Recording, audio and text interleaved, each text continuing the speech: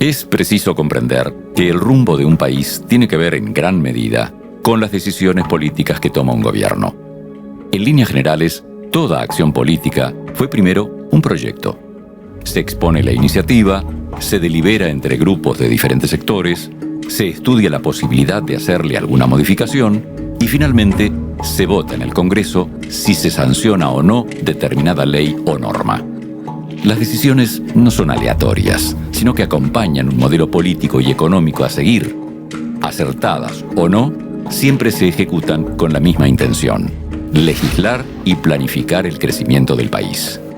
El fenómeno de vaca muerta despierta interés no solo en la provincia de Neuquén y en el gobierno nacional, sino también en varios países del mundo que están atentos a lo que sucede en la cuenca neuquina y las decisiones que toma Argentina respecto a sus recursos energéticos.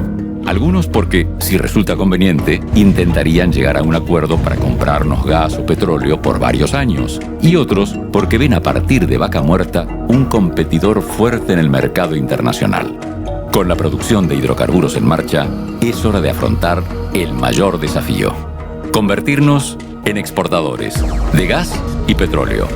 Estamos pensando a lo grande. Vaca Muerta, de Argentina al mundo.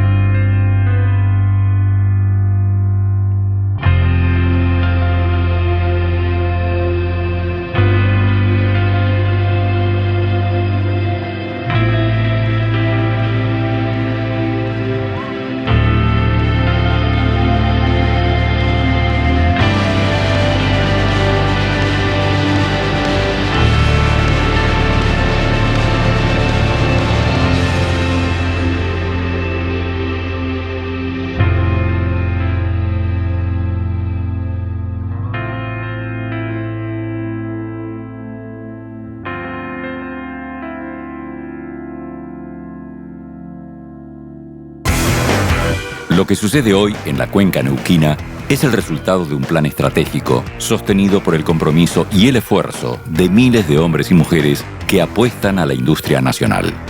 En el camino se han superado varios obstáculos. Esto nos dio esa cuota de confianza adicional que faltaba para animarnos a soñar en grande.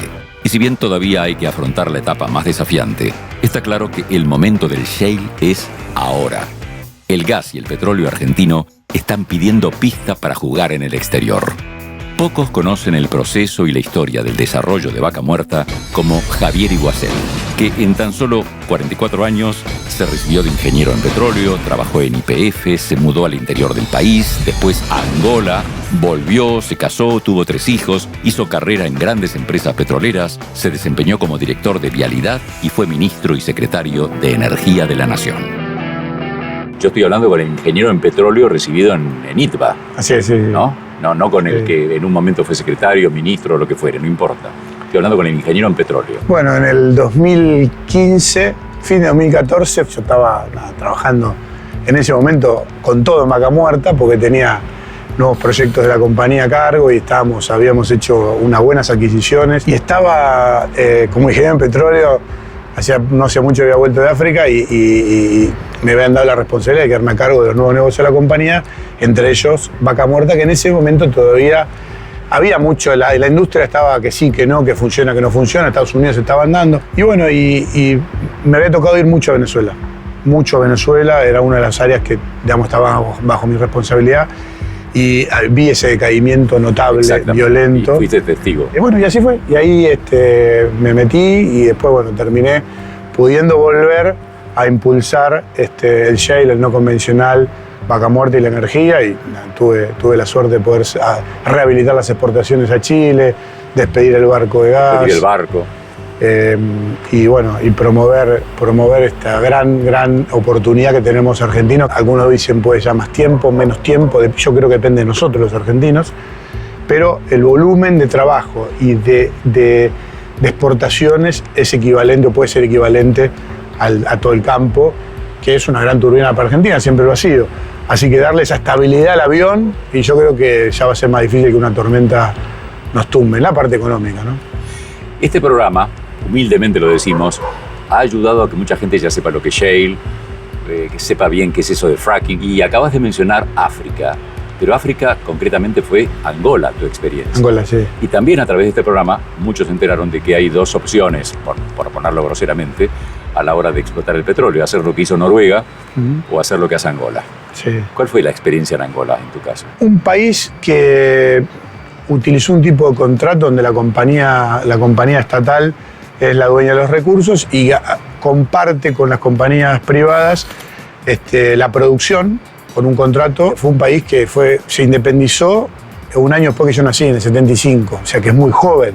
Hay que ponerse en perspectiva histórica las cosas. De todas maneras, creo que en el caso del shale, para hablar de Vaca Muerta y todos los demás shale que hay en Argentina, porque no es el único, es apenas una partecita, es diferente. Y es diferente porque la lógica de la industria cambia completamente. En el petróleo tradicional, en Angola o en Noruega, por ejemplo, uno encuentra un yacimiento que es difícil encontrarlo porque hay que hacer prospección, y en cientos y cientos de kilómetros cuadrados hay un yacimiento que es 5 o 10 kilómetros cuadrados y de repente menos. surge el pozo. Y el pozo surge, los pozos acumulan un montón, pero está en el mar. Entonces hay que hacer toda una inversión enorme, miles de millones de dólares, como en Brasil, antes de empezar a ponerlo en producción. Se invierte mucho dinero y después, con el tiempo, se extrae. En el caso del shale, se invierte mucho dinero, pero es como el campo. Todos los años hay que invertir. Entonces, desde el punto de vista geopolítico es muy distinto, porque a diferencia de la típica industria petrolera, no es hereditario de un gobierno al otro. Si la cosa no funciona, es muy fácil poner freno de mano. Se deja de invertir, y como si dejara de invertir en el campo, deja de haber producción de trigo, de maíz, en 2 o 3 años deja de haber producción de gas y de petróleo. Nunca mejor dicho, la necesidad de políticas de Estado que pasen por encima de los gobiernos. Exactamente. Entonces, de los dos lados, tanto el Estado, del Estado que no por gobierno, sino como Estado, tiene una política de largo plazo, en el caso de la Argentina en conjunto con las provincias, que son los dueños de los recursos, tiene que ser así. Y las compañías privadas lo mismo, sumarse a eso. Y a diferencia del petróleo tradicional, hay un juego de poder diferente, porque en el caso de que las reglas no se respeten, por alguno de los dos, rápidamente puede haber un quiebre y una caída violenta de la producción, desempleo, etc. Entonces, hay que conservarlo de una manera distinta. Y ese es el gran temor del inversor, que dice: quiero o me gustaría que se respetaran las reglas del juego. Que ustedes en Argentina se caracterizan a veces por cambiar las reglas del juego. Así que es como un llamado de atención, ¿no? Eso está en todas las inversiones. Sí. En la industria del petróleo y del gas es una industria que administra 2 riesgos. Administra el riesgo minero, el de tengo o no tengo recursos, que acá está recontra resuelto con Vaca Muerta, y después administra el riesgo político. El riesgo político lo administra en países muy complejos o mucho más complejos que nosotros. Con lo cual, cuando uno pone todo en la balanza, no es muy diferente. Es cierto que el impuesto inflacionario acá pega. Es otro. Pero digo, cuando uno pone todo en el paquete, no solo depende de nosotros argentinos. Tenemos muchas cosas para que esto sea, que es lo que está haciendo, pero sea o nos lleve al mundo como un gran exportador. Nosotros calculamos en la Secretaría de Energía, no sé, dirá, yo creo que en 10 años, puede ser en menos también, algunos dicen un poco más, pero podemos ser uno de los 10 mayores exportadores de energía del mundo, entre el gas y el petróleo. ¿Estás orgulloso, porque sé que esa es un poco tu intención o tu anhelo, de poner a Vaca Muerta en la vidriera, que se viera, ¿no? Que fuera esa cosa que sabían los conocedores, los que estaban en el negocio y punto? Y no sé si el negocio es la palabra, porque es el recurso, en definitiva, ¿no? Argentino. No, sin duda, porque aparte hay mucha gente atrás, hay mucha gente trabajando ahí con conocimiento. Mira, hace no mucho tiempo, en un viaje que organizamos a Houston con pymes argentinas que desarrollan tecnología, una de ellas diseñó un sistema de última milla para llevar arena al pozo, que es bastante novedoso, a mí me sorprendió. Avanzaron, hicieron... Estamos hablando de la perforación horizontal, ¿no? Es cómo llevar la arena al pozo para, una vez hecha la perforación horizontal, la arena llega hasta el pozo y ahí se inyecta al pozo. Pero necesitas mucho volumen de arena y la logística es compleja. Entonces, cuanto más fácil es llegar hasta el pozo, descargarle y bombear, bueno, ellos diseñaron un sistema para hacer eso. Les fue bien ya hay una gran petrolera, digamos, de servicios que quiere hacer la prueba. Me llamaron y es como las conexiones se van dando, ¿no? Me dice, mira, estamos para fabricarlo en una metalúrgica, en un lugar, pero resulta que nos falló. Es decir, ¿cómo? Pues no es solamente Vaca Muerta, Neuquén, es lo que genera en toda la Argentina.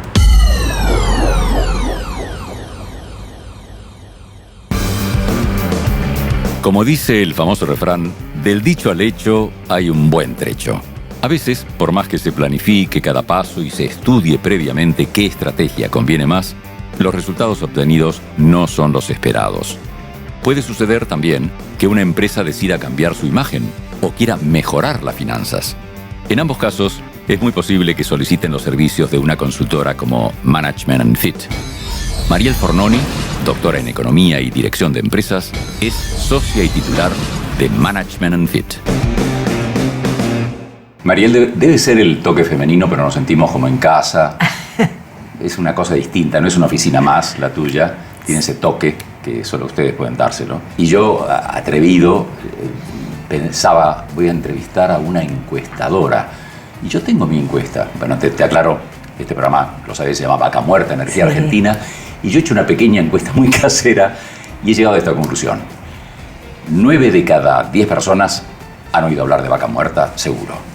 Y del mismo modo, 1 de cada 9 tiene apenas una noción de qué es Vaca Muerta, más o menos, y dónde está, qué vendría a ser, y ahí termina todo. No te pregunto si ustedes han hecho ese estudio, pero a lo mejor compartís esta idea de que todos hablamos de algo que no conocemos muy bien. Sí, nosotros no tenemos cuantitativamente a nivel nacional cuánto es, pero sí cualitativamente, porque cuando uno le pregunta a la gente en términos de estudios nacionales, por ejemplo, cuáles son las fortalezas de la Argentina, la primera o la segunda mención tienen que ver con Vaca Muerta. En algún caso, a veces hasta exageradamente, ¿no? Como que creen que Vaca Muerta va a salvar todos los problemas de la Argentina. Claro. Lo que sí es cierto que Vaca Muerta es como una marca que no se sabe muy bien qué contiene dentro para la mayor parte de los argentinos. De hecho, independientemente de que a nivel nacional se ve como una de los principales activos que tiene hoy la Argentina, a la provincia de Neuquén la revalorizó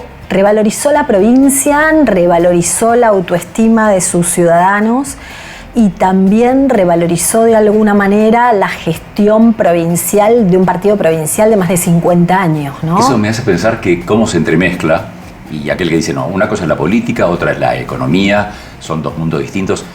Y en este caso concretamente se entremezclan absolutamente. El hecho económico de Vaca Muerta tiene mucho que ver en el hecho político de una elección provincial. Exactamente, porque uno sabe, bueno, un partido provincial de 50 años, todos los partidos les cuesta, ¿no? Reacondicionarse y reayornarse en un momento en el cual la afiliación política no es un valor. Y sin embargo, en Neuquén la gente sintió que quién podía cuidar los intereses mejor que los propios neuquinos, ¿no? Como digo, a veces me tomo el dron, subo un poco y dejo de hablar solamente de Neuquén y voy a lo que es tu profesión y lo que es... Porque ustedes no solo hacen encuestas, sino que también asesoran. Es decir, sí, una empresa argentina te puede decir, ¿qué hago? No solamente qué opina la gente de nosotros, ¿no? Sí, nosotros trabajamos en área de empresas, tenemos un área de economía también, que ha empezado hace unos 10 años y tiene también cada vez más presencia, y además un área de opinión pública que, bueno, obviamente que es la más conocida porque claro, con las elecciones y demás es la que tiene como una trayectoria, digamos, en los medios que no lo tienen las otras actividades. Pero sí, hacemos todo este tipo de cosas. Y esto también me hace pensar en una frase que todos sabemos que es, el pueblo no se equivoca. Y yo digo, el pueblo no se equivoca porque hay pruebas a lo largo de la historia, no solamente argentina, sino internacional, que a veces sí se equivoca el pueblo. En todo caso, la democracia tiene sus reglas, pero ¿por qué no equivocarse si somos humanos, ¿no?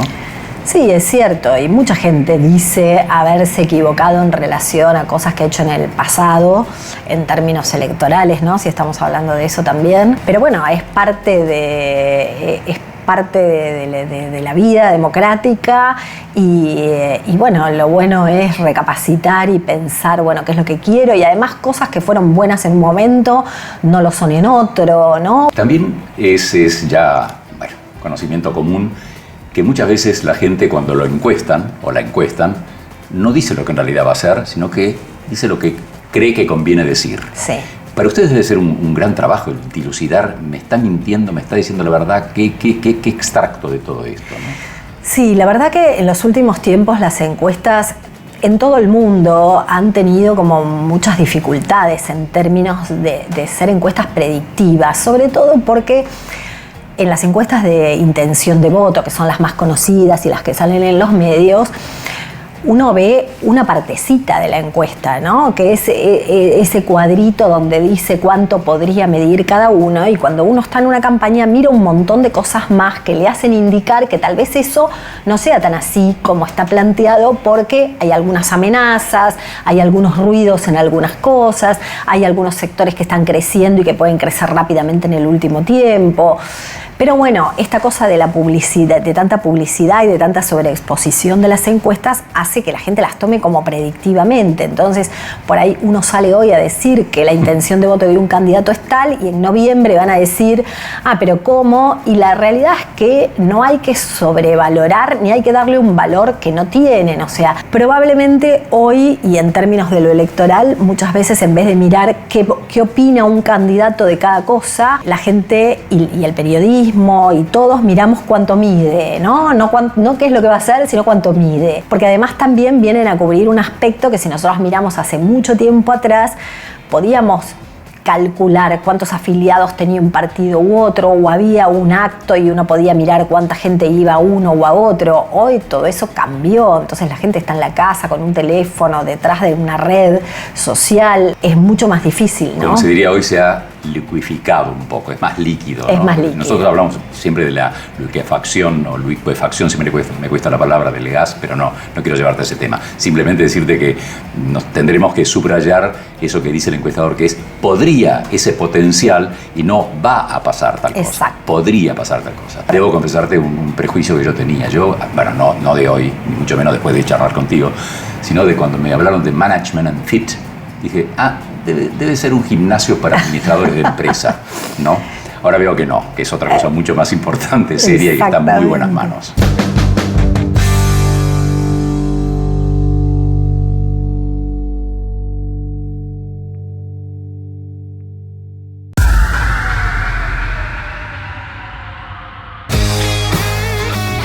Para ser un país exportador se necesita principalmente tener una industria que respalde un nivel de productividad sostenido y lograr un precio competitivo en el mercado. ¿Cómo? Bajando los costos de producción. Pero, ¿qué lugar ocupa hoy la Argentina en el mercado petrolero mundial? ¿Y hacia dónde apunta? Las políticas económicas de cada país son fundamentales para hacer crecer la industria. Depende, por ejemplo, del valor de la moneda, la cotización, las tasas, así como también de las condiciones para importar o exportar. Se trata de decisiones políticas y económicas que contribuyen o no a la exportación, en nuestro caso, de los hidrocarburos. El expresidente del Banco Central, Aldo Piñanelli, es contador público, especializado en finanzas públicas, costos y planeamiento. Además de su actividad política, es consultor económico de importantes empresas en el sector privado, desde automotrices y compañías de alimentos hasta grandes petroleras multinacionales. Aldo, mirándote, yo quisiera que dejemos al político de lado y nos centremos en el profesional, en el contador. Este programa se llama Vaca Muerta Energía Argentina, por eso hemos llamado al asesor de empresas petroleras, al estudioso de lo que es la exportación. De hecho, ¿cómo es esto de ser importadores pasemos a ser exportadores? ¿Es tan brusco? Bueno, a ver, hubo una etapa, hablando de energía puntualmente, donde Argentina fue superavitaria, inclusive en el periodo 2002-2003 hasta el 2008-2009, hasta la crisis internacional.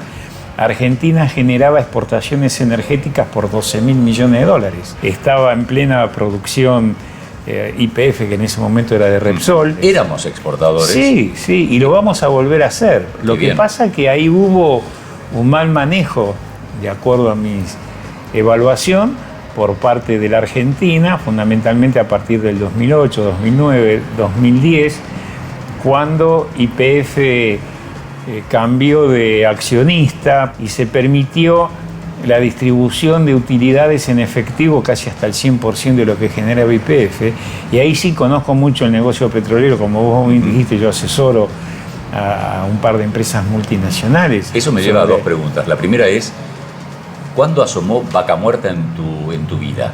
Y asomó en el 2004-2005, cuando el petróleo empezó a subir. Llegó después a los $110 el barril convencional. Claro, pero después bajó. Y después bajó a $40. ¿Por qué digo esto? Porque es muy importante el valor del barril del petróleo para saber si Vaca Muerta es rentable o no rentable. No nos pero no podemos estar viendo a ver qué dice el diario este lunes, a ver si cambia o no. No, pero tiene mucho que ver la rentabilidad del negocio. El precio del barril del petróleo es un único. Está el Brent, que cotiza en Londres, y el que cotiza en Estados Unidos.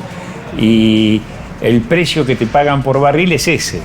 Entonces, aunque sea no convencional, Vaca Muerta o en Alaska, Estados Unidos, el precio es el mismo. Entonces, tiene mucho que ver el costo de producción. Y el no convencional tiene un costo más alto. Pero yo imagino que quien quiere dedicarse al negocio del petróleo o del gas no puede hacer planes de un año, de 2 años. No, para nada, al contrario. Lógico. Los planes son mínimos 30 años, como mínimo. Pero si vos te das por meterte en un negocio y no te da desde el inicio la rentabilidad, vos decís, ¿para qué me voy a meter en un negocio si yo puedo? Esa misma empresa está sacando petróleo en la Argentina en áreas convencionales, lindantes de Vaca Muerta, y a menor costo y al mismo precio. Es un problema de conveniencia y rentabilidad. De cualquier manera, es mucho el interés que hay por Vaca Muerta, porque es una enorme reserva petrolera que tiene la Argentina. Se habla que prácticamente hay 2 vacas muertas más hacia el sur, inclusive. 2 vacas muertas más hacia el sur. En la Patagonia, y inclusive en la zona de Tierra del Fuego y lindante con Malvinas, en la plataforma marítima. Offshore.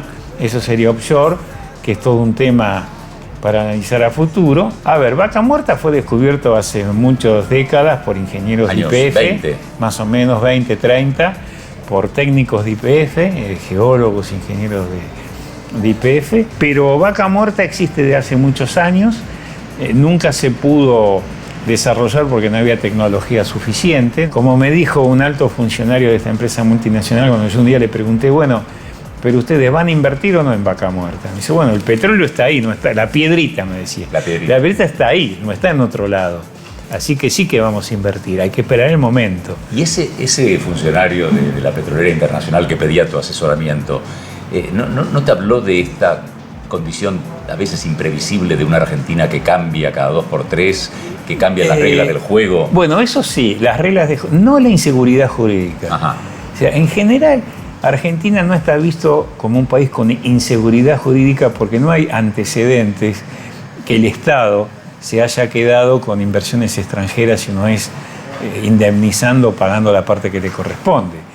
Pero sí el permanente cambio en las reglas de juego, más que nada macroeconómicas, financieras, monetarias, cambiarias. Y eso incide en la toma de decisión. ¿Cuál es tu consejo para ese...? No cambiar las reglas de juego. Una vez que yo defino las reglas de juego de una inversión, eso no se cambia más. Respetarlas a rajatabla, cueste lo que cueste, porque eso en el largo plazo beneficia a la Argentina. Pero hay un dato que yo considero muy, muy importante. Nosotros tenemos que ser exportadores de energía, de cereales, de litio, con valor agregado.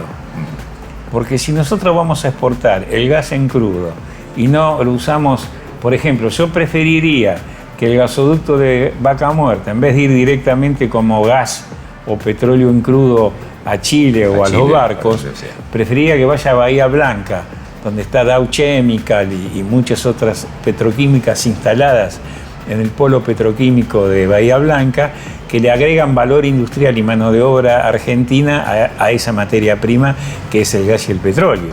Entonces tenemos que planificar un país con alto valor agregado. Lo mismo le cabe a la soja.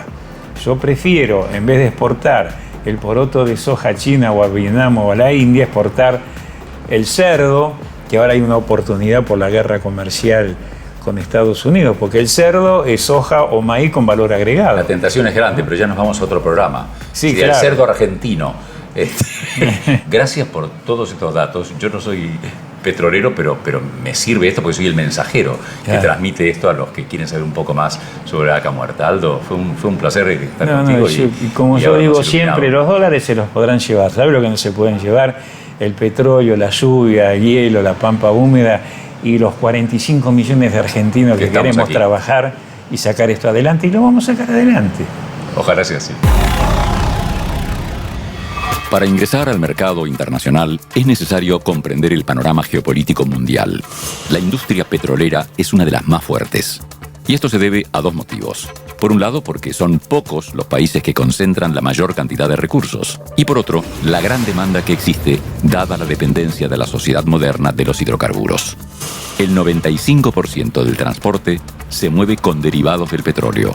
Es por eso que la producción de crudo tiene un valor económico, pero también un importante valor geopolítico. Los países que cuentan con las reservas más grandes de petróleo no son necesariamente los que más exportan. Por ejemplo, Venezuela tiene la mayor cantidad de petróleo, pero Arabia Saudita es el país que más crudo exporta. Esto se debe al nivel de desarrollo y producción que alcance cada estado. El objetivo es posicionarse en el mercado internacional con el precio más conveniente para lograr así cerrar buenos acuerdos comerciales. Durante varios años, los países líderes en la exportación de petróleo fueron Arabia Saudita, Rusia, Irak e Irán. Pero este orden podría estar a punto de cambiar a partir del shale. La explotación de los recursos no convencionales alteró el mercado. El perfeccionamiento de la técnica de estimulación hidráulica o fracking permitió extraer petróleo de la roca de esquisto, algo imposible de lograr con la técnica de extracción convencional. Este nuevo escenario le permitió a Estados Unidos aumentar notablemente su nivel de producción de energía, ya que encontró en Texas, Nuevo México y Dakota del Norte importantes reservas de recursos no convencionales. A este ritmo podría posicionarse en poco tiempo como el mayor productor de gas y petróleo, superando a Rusia y Arabia Saudita. Argentina tiene un inmenso tesoro en la cuenca neuquina. Vaca Muerta podría ser nuestra puerta al mundo. Cuenta con más cantidad de shale gas y shale oil que Estados Unidos y de mejores características. El desarrollo de la industria nacional está creciendo a un ritmo acelerado, capitalizando el momento que atraviesa la industria mundial. El año pasado, Argentina alcanzó su nivel máximo de producción y espera superarlo a fin de año, con una producción total de 170.000 barriles de crudo diarios. El crecimiento viene acompañado de inversiones millonarias por parte de las empresas, como también del gobierno provincial y nacional, para mejorar la infraestructura, desarrollar nuevas vías de transporte, oleoductos, y mejorar los sistemas productivos para alcanzar así el principal objetivo: ser competitivos a nivel internacional y convertirnos en un país exportador de gas y petróleo en el mercado global. ITEC es un centro tecnológico de investigación. Está compuesto en un 51% por YPF y en un 49% por el CONICET. El cometido principal es acercar la capacidad y la creatividad de la ciencia argentina a las necesidades concretas de la industria energética. La geóloga María Elena Oneto ingresó en YPF en 2005.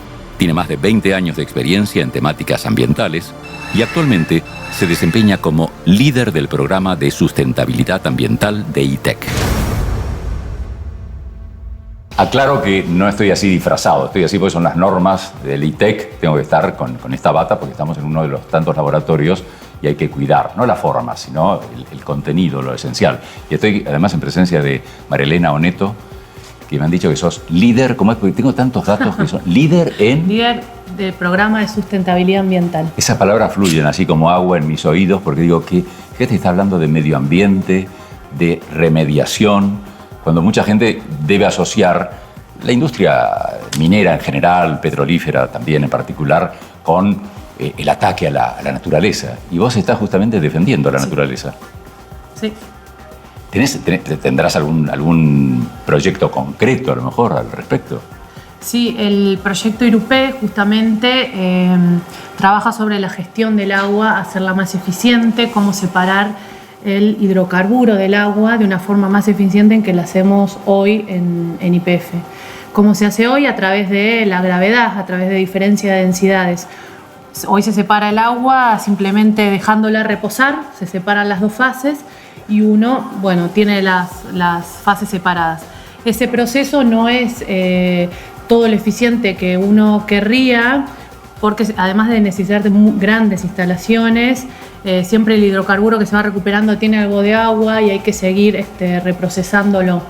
Entonces nuestro desafío era utilizar la innovación tecnológica, las nuevas tecnologías, para pensarlo de otra manera, con otro concepto, cómo poder mejorar esa separación del agua y del hidrocarburo. Estoy pensando en el petróleo, ya sabemos para qué va a servir, una vez separado. El agua esa, una vez separada, ¿qué pasa con ella? Eso sigue todo un proceso de tratamiento para adecuarla a los límites de vuelcos establecidos por la legislación y para ser reutilizada. Pueden ser reutilizadas y en general se tiende a reutilizar. Y lo que se tiene que volcar tiene que quedar dentro de parámetros estrictos y establecidos por la autoridad. Me parece interesantísimo todo esto. ¿Y lo de Irupé es porque les gustó la flor del Irupé? ¿Les pareció una imagen linda o porque tiene algún asidero más? En realidad, sí, tiene un asidero científico. Estamos hablando de una membrana. Sí, de una membrana. Separadora. En realidad es un proyecto inspirado. O sea, la naturaleza tiene capacidades sorprendentes para poder repeler el agua, porque la idea de poder repeler el agua es una cuestión de vida o muerte. Por ejemplo, hay insectos, los insectos tienen que evitar quedar atrapados por una gota de agua, o las plantas tienen que estar la mayor parte del tiempo secas y limpias para poder tener un intercambio gaseoso eficiente con la atmósfera. Entonces desarrollaron capacidades asombrosas. Por ejemplo, las plantas acuáticas, el loto, donde también se puede incluir al Irupé, tiene una capacidad que se llama la superhidrofobicidad, una propiedad. O sea, la gota de agua sobre la superficie de la hoja del Irupé forma una gota muy, muy redonda que apenas con una inclinación rueda muy fácilmente. Entonces nosotros desarrollamos nuestras membranas emulando esa hoja del Irupé, esa estructura de la hoja del Irupé. ¿Incluso en la forma de la hoja también o no? Claro, sí. Pero lo primero que hicimos fue el desarrollo de esta membrana inspirada en el Irupé, en la naturaleza. Todo es nano.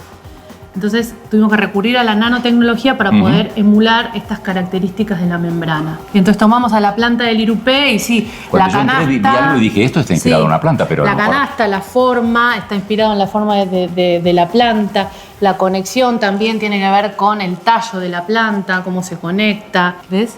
Ahí las veo, sí, parecen gotas de mercurio, como bien dijiste. Claro.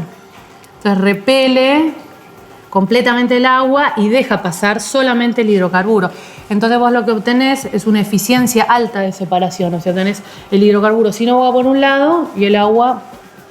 Absolutamente lego en la materia, como comprenderás, pero uno imagina, y creo que muchos dirán, no, pero el agua debe ser mucho menos densa que el petróleo, No, es más pesada. Es más pesada. Se va para abajo y el hidrocarburo flota. Después cuando hagamos la experiencia... No, hablo o sea, pasa el hidrocarburo y queda el agua.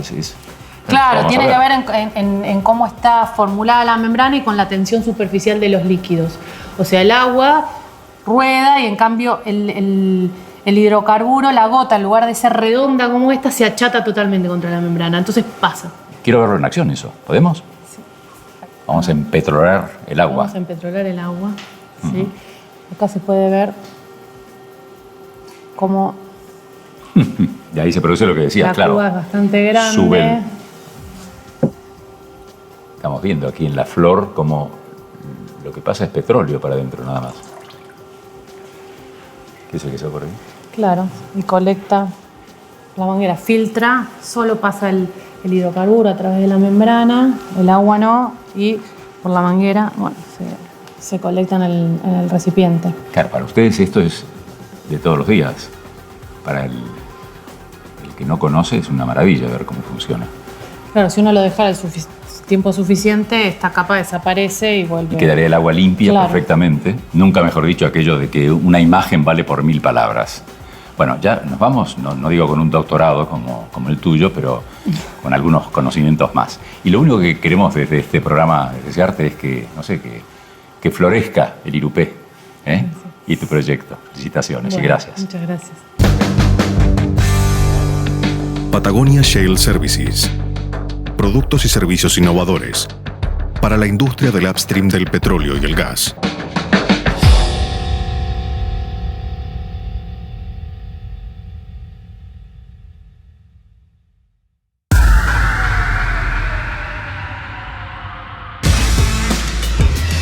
En Vaca Muerta coexisten empresas de todo tipo, desde sociedades nuevas que se instalaron en la cuenca a raíz del auge de los no convencionales, hasta compañías de larga trayectoria que afrontan una enorme responsabilidad y que ofrecen servicios públicos.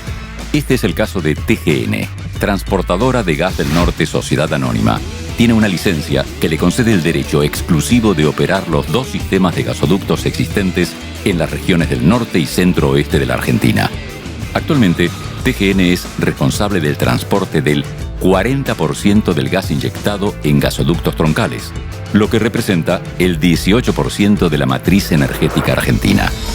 Seguramente no es sencilla la tarea que lleva adelante su director general, el ingeniero Daniel Ridelener. Daniel, ¿20 años ya en la empresa? Poco más. Más de 20 ya. 26. Y para los que, los de mi edad, no los de la tuya, los de mi edad, recordamos cuando decir transporte de gas era más o menos sinónimo. No era sinónimo, era gas del Estado. Lo siento, Gas del Estado es el que se encarga y se encarga de esto desde hace 40 años, por lo menos. Y lo fue durante muchos años, con lo bueno y lo malo. Yo creo que lo más rescatable de Gas del Estado fue su gente. El problema es que era una empresa que quedó desfinanciada. Estoy pensando que hablan de que el gas, más allá de que es, lo sabemos, energía no renovable, ¿no? Es la más limpia, la más segura. Mucha gente no debe estar al tanto de esto. ¿Por qué la más limpia y la más segura? La verdad que en Argentina tenemos una situación bastante peculiar. Déjame ir un poquito atrás. Hay un concepto en el mundo que es la matriz energética, que te dice porcentualmente cuánto estás consumiendo de aquellos energéticos que te da la naturaleza. Gas natural, carbón, leña, petróleo. Argentina tiene un 50% de gas natural en su matriz energética, cosa bastante única. Cuando vos medís en términos de polución, la contaminación, el aporte de dióxido de carbono a la atmósfera que hace el carbón, el gas es un 40% menos. Y ahora, el gas incluso está por debajo del carbón y del gasoil, que es un derivado del petróleo. Pero esto no es algo que hayamos hecho conscientemente por una cuestión de conciencia ecológica. Vamos a usar más gas, menos carbón. No es así. Tuvimos la suerte, yo digo que Argentina fue bendecido con el gas natural y que cuando se le estaba acabando apareció Vaca Muerta, que bueno, nos da un horizonte de muchísimos años, ¿no?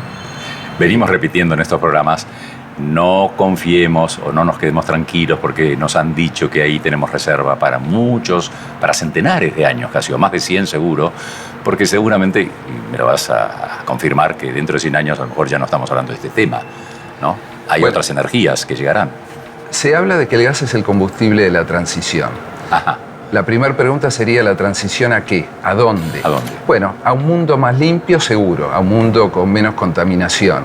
Y uno inmediatamente piensa en los renovables, en energía eólica, en energía solar, y seguramente vamos a una situación con mucha más presencia de fuentes renovables. De la situación actual, con bastante consumo de carbón y de combustibles líquidos, a la situación sin contaminación, hay una transición bastante larga, que se mide en décadas, que no te podría decir si son 3, 4 o 2, pero donde el gas natural va a tener un rol muy importante. Y hay un concepto que a mí me marcó muchísimo y que lo repito ahora porque creo que se relaciona mucho con Vaca Muerta, que es pensar en grande.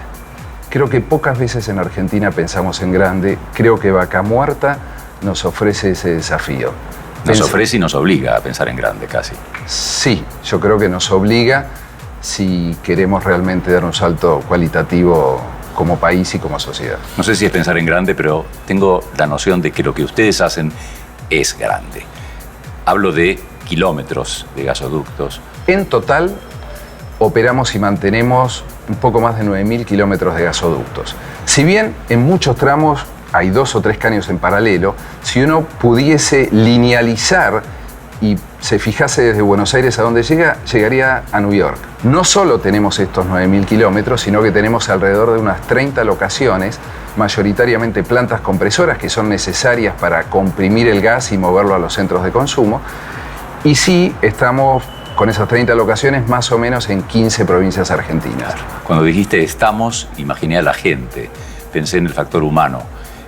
Es muy importante el factor humano en TGN. Es absolutamente importante. Yo cuando describo TGN me gusta decir que somos un grupo de 650 personas con un nivel de formación técnico profesional muy alto, con un know-how muy importante. Como dato para el que está preparando su currículum y quiere mandarlo, ¿qué es lo que ustedes piden al aspirante a trabajar un día en TGN? ¿Qué condiciones, qué cualidades? Mira, las cualidades varían dependiendo del área, pero si te tengo que resumir qué le pido yo a la gente, es compromiso, curiosidad, dedicación, porque son condiciones básicas. Las otras cosas se pueden aprender. Por último, como cierre de esta amenísima charla, te diría que me digas, aunque ya las palabras son claras, algo que ustedes han subrayado, y es que usar bien el gas, o la energía en este caso, no es usarla menos, es usarla bien. Si nosotros miramos los niveles de consumo cuando tuvimos congelamiento tarifario, fueron muy altos. Y creo que usarla bien es usarla cuando se necesita. Uno podría mirar cómo se utiliza en países vecinos y te darías cuenta que el nivel de consumo per cápita es bastante menor. Y no porque la gente no se calefaccione o porque tengan un mal nivel de confort dentro de sus casas. El gas, la energía eléctrica, hoy basadas en fuentes que no son renovables mayoritariamente, requieren un comportamiento consciente y responsable de todos nosotros. Yo, si me permitís, creo que cuando hablamos de Vaca Muerta, tenemos que entender de qué estamos hablando. Yo sé que muchas personas con las cuales has hablado te han descrito el recurso potencial. Pero si miramos lo que dice, por ejemplo, la Agencia Internacional de Energía, que es un organismo muy reconocido a nivel mundial, ellos en determinado momento dijeron: Argentina tiene un potencial de extraer tanto gas y tanto petróleo no convencional. Años después mejoraron su pronóstico y dijeron: bueno, no solo tiene este potencial, pero extraíble hoy, y pusieron un porcentaje del 40%. Yo quiero dimensionarte qué es ese 40%, de qué estamos hablando. La mitad de ese 40% nos permitiría consumir a los niveles actuales durante más de 80 años. La otra mitad nos permitiría exportar, en los términos en que hoy se comercializa el gas en el mundo, un volumen del orden de $1 trillón manejado o descrito como las unidades americanas. Viste que tenemos una diferencia. Sí. Los americanos, para 1.000 millones dicen 1 billion. Acá estamos hablando de $1 trillion. Bueno, me parece que es un número más que interesante. El desafío nuestro es en qué span de tiempo vamos a ser capaces de poner esto en valor.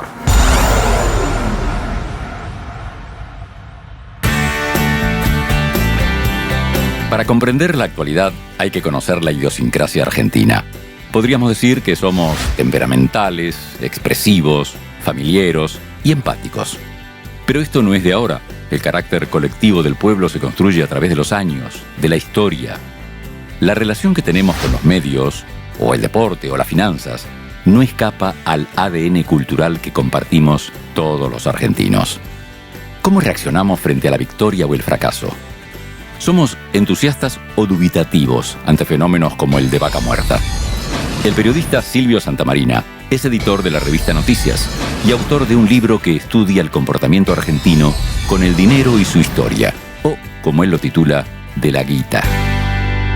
Fue una decisión, me imagino, ¿qué otro título le voy a poner? ¿Qué vamos a hacer? La historia de la plata en la Argentina, la historia del dinero en la cuenca rioplatense. No, historia de la guita, y todo el mundo entiende de qué se trata, ¿no? Pues es que celebro estar contigo, Silvio, sobre el final del programa ya, para tomarnos una especie de recreo. No es que tengamos la vaca atada, la vaca está muerta. Claro, ¿qué destino el nuestro? Argentina. Mucha gente dice, claro, Argentina, Argentum, Plata. Estamos en el Río de la Plata. Es como si estuviéramos condenados, nunca mejor dicho. Sí, exactamente. No sé si al éxito. Bueno, sí. Exactamente. Yo pensé mucho en aquella frase de Duhalde, estamos condenados al éxito. Y ya desde el nombre de llamarnos Argentina o argentinos, está esa fantasía de estar condenados a la riqueza, digamos, ¿no? Que es un gran malentendido en ese origen, porque Argentinos viene de un poema muy largo que escribió en 1602. 1602. Sí, Martín del Barco Centenera decidió escribir sus memorias en forma de verso, un poema larguísimo, y le llamó La Argentina. Se llama La Argentina porque del latín argentum, es plata. Ese malentendido durante todo el siglo, él lo vio en los conquistadores que hablaban de que por ese río se podía llegar a un paraíso de la plata, y por eso se llamó el Río de la Plata, porque habían encontrado algunas piezas de plata en el camino, los españoles. ¿De dónde venía esa plata? De Potosí. O sea, no estaba al final de ese río, no estaba ese lugar de riqueza que nos dio el nombre, pero sí estaba Potosí. Eso es en la época de los españoles. Cuando nos independizamos, lo que a mí me llamó mucho la atención en el libro, y cuento varias anécdotas al respecto, es cómo nosotros continuamos con ese malentendido. En vez de dejarlo ahí en esa prehistoria, claro, se crea el virreinato del Río de la Plata, esos fueron los españoles. Cuando nos independizamos, pocos años después de la creación, en 1810, seguimos con el tema de la plata, y entonces ahí decimos, bueno, ¿de dónde sacaban los españoles la plata que circulaba por esta región y que de hecho aceitó un poco el funcionamiento del virreinato del Río de la Plata? ¿Se acuñaba dinero en el Río de la Plata aquí? Bueno, en Potosí en realidad. En Buenos Aires no había una ceca, como se le llama, o casa de la moneda. Los españoles habían creado casas de la moneda en los lugares cercanos a donde había riquezas minerales, digamos, para extraer la plata. 25 casas de la moneda en todo el continente. Buenos Aires no tenía. Bueno, cuando nos independizamos, la asamblea del año 13, que todos la tenemos por el colegio, da la orden de tenemos que tener nuestras propias monedas, y encomienda a Belgrano, entre otras misiones, con el Ejército del Norte, tomar Potosí. Ese lugar, lo que hoy llamaríamos el vaca muerta de esa época, era, ¿no? Donde estaba la riqueza del subsuelo, que en ese momento era plata. Un poquito de oro, pero básicamente plata. Belgrano lo intenta 2 veces, mantiene el control de la ciudad, que era una ciudad riquísima y que exportaba plata, metal precioso a todo el mundo. Lo mantuvo muy poco tiempo ese control, y finalmente lo perdimos para siempre, y esa es un poco, así empieza nuestra historia. Pensemos en 1813, todavía casi no habíamos nacido, y Belgrano pierde ese control, y de la bronca y de la frustración, algo que habla un poco de la idiosincrasia que íbamos a tener los argentinos, decide hacer volar la Casa de la Moneda y toda esa ciudad, con lo cual nos dejó enemistados además con los vecinos de Potosí, que no nos quisieron ver más, cuando venían las tropas realistas. Entonces llenaron de barriles de pólvora la Casa de la Moneda y huyeron, prendieron la mecha y huyeron. Bueno, finalmente no se pudo volar la Casa de la Moneda porque un soldado argentino, digamos, se había enamorado de una vecina del lugar y cortó la mecha y se terminó. Los franceses dirían chercher la femme, ¿no? Exactamente. Siempre hay una mujer, ¿ves? Exactamente. Y así empieza una historia a lo largo del siglo XIX, digamos, en nuestros comienzos, de fantasías y frustraciones con la riqueza real, en muchos casos, y fantasiosa en el subsuelo argentino. Esta historia de la guita tuya tiene que ver con la gente que piensa que vaca muerta, por suerte, es mucha guita. Entonces, de esa guita algo me va a tocar, ¿no? Siempre lo venimos analizando a través de estos programas, y todo el mundo quiere saber cuánto de guita le toca, ¿no? Cosa que, por supuesto, es un absurdo pensar en esos términos, pero estaría horas hablando de este tema y de la idiosincrasia de los argentinos y nuestra relación con la plata, con la guita, en definitiva. Yo soy de los que fui testigo de la cantidad de ceros que iban desapareciendo a lo largo de mi, no digo corta vida, pero no deja de ser una vida más de un ser humano cualquiera, ¿no? Y en otros países no ha pasado eso. No. Quizá en la Alemania del Tercer Reich, sí, ¿no? Puede ser, pero... En general, nos hemos abrazado mucho a esas fantasías de riqueza rápida y mágica, y eso nos impidió ver el realismo de una oportunidad que puede ser real, como creo que efectivamente los expertos saben que es vaca muerta. Pero me parece que la enseñanza de ver la historia es no obnubilarse con la fantasía de una solución inmediata, sino que esa riqueza hay que meterla en un circuito real de producción más general, y que no es de ahí donde va a salir de ese agujero la salvación de todos los argentinos. Silvio, sé que Eddie Zunino escribió a propósito de tu libro, nos debe una segunda parte, porque no puede ser que termines así en 1890, exacto, cuando empezaba la generación del 90, y termina con la primera explosión, que es el crack del 90, que lo usamos mucho para pensar la crisis del 2001, ¿no? Entonces, ahí por eso decidí terminarlo ahí, pero queda una cuenta pendiente, que es el siglo XX, donde ahí aparecen mucho las discusiones del petróleo en la Argentina y de nuestras fantasías de riqueza.